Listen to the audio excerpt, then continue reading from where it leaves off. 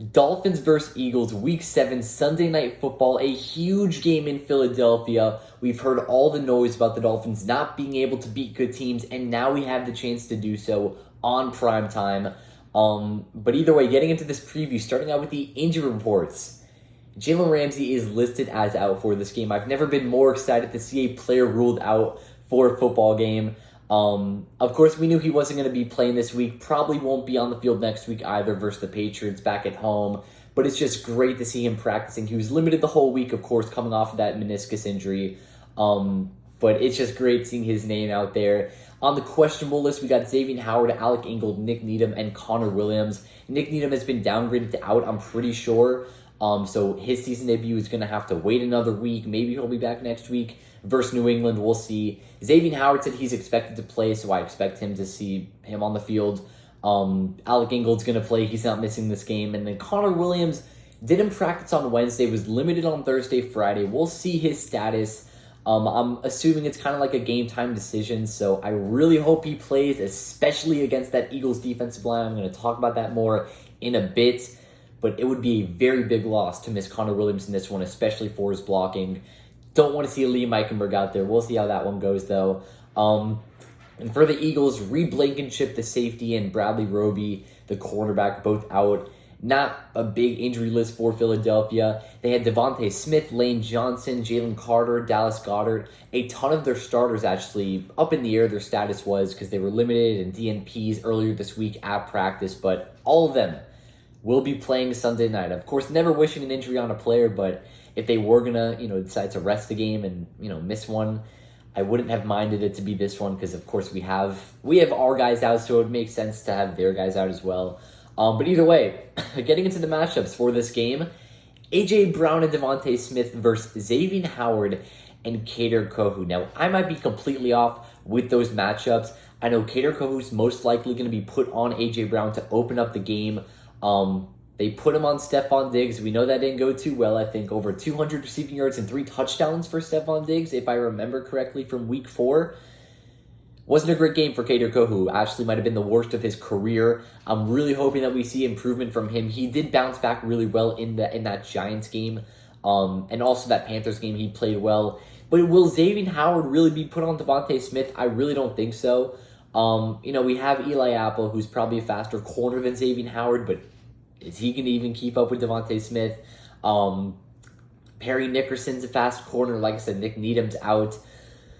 I really don't know what Vic Fangio is going to come up with for these defensive matchups to open up the game. We'll see how it goes. I do fully expect to see Kader Kohou open up on A.J. Brown, and I'm actually going to be assuming that we see Eli Apple open the game on Devontae Smith, but they may have to throw doubles in there here and there, so we'll see how it goes. On the other side, Tyreek Hill and Jalen Waddle versus Darius Slay and James Bradbury. Like I said, Darius Slay was questionable he wasn't questionable. He was limited to practice earlier this week. He didn't play, I think, on Wednesday, and then was limited from there on out. So Darius Slay hasn't been performing, up to top 5 corner potential, as a lot of people said he would be this year so far. And, the one guy the Eagles probably don't want to see matched up against Darius Slay is Tyreek Hill. So hopefully he has a good game because versus the Bills, he was really nowhere to be seen. And for Jalen Waddle, he really hasn't had that big game that he had. Both Tyreek and Waddle both had that big game versus the Ravens last year. And then they both had big games against the Lions and the Bears, teams like that.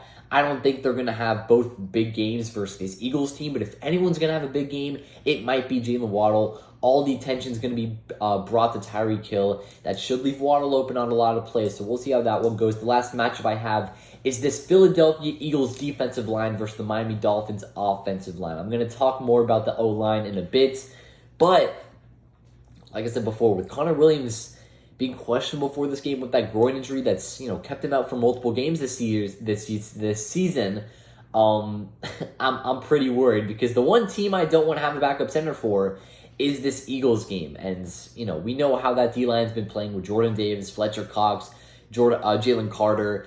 I really don't want to see Liam Eichenberg out there snapping the ball to Tua in first team reps before the game, but Either way, getting into my favorite part of these previews, the five things the Dolphins need to do to win this game. Of course, starting out with the defense, number one is to contain Jalen Hurts. Do not let him take over this game on the ground. We know that that's one of his best aspects, making him a top 5 quarterback in the NFL. Now, when we played the Bills with Josh Allen, that was another thing I said, is to contain Josh Allen, and that's basically up to the linebackers, because if you're going to have a spy out there, it's going to be in the middle of that field, starting with one of the linebackers. David Long did a great job doing that versus Josh Allen in Buffalo. I expect him to do the same in this game, but just don't let Jalen Hurts take over this game on the ground. I'm not even talking about containing Jalen Hurts in the air. That I'll get to next.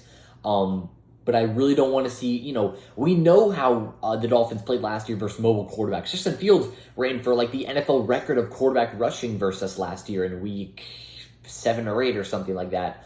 But don't let Hurts do it. Don't let Hurts run the ball that much this week. Number 2 is limit the big time plays. And I really don't want to see any type of one-on-one matchups with A.J. Brown and Kader Kohu or Devontae Smith and Eli Apple or anything like that. I don't want to see any type of one-on-one matchups with A.J. Brown or Devontae Smith and any type of Dolphins defender. There better be at least 2 guys down there.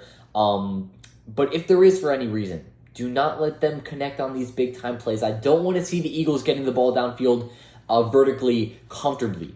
I don't want them to get comfortable passing the ball downfield. I want them to feel like they have to get the ball underneath and they have to run the ball, because I'm putting faith in our run defense to stop DeAndre Swift, which is a lot to ask, especially with Lane Johnson being healthy for this game. But you got to have some faith in the defense at some point.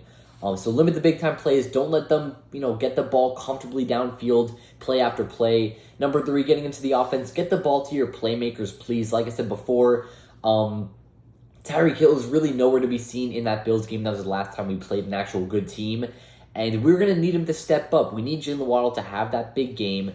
I think it might be coming. I think it's going to be coming soon. Hopefully it is in this game. But also I wouldn't really, mind the Tyreek Hill big game. Obviously looking for the win no matter what, though. But get the ball to your playmakers. Of course, that includes Tyreek and Waddle. And also in this, I have running the ball. Give the ball to most of the times. I want to see the Dolphins run the ball. Not that it's been a problem this year. I think there's been times where they can run the ball instead of passing. I also think there's been times where they can pass the ball instead of running it. But I want to see the Dolphins run the ball, keep it safely on the ground. Hopefully Mostert can hold the ball. He had multiple fumbles last time we played a good team, so we'll see how that one will go. Of course, no Devon A-Chain. Jeff Wilson is off the IR, so I'll be talking about that more in a bit with the running back rotation. But I want to see the ball get to the playmakers.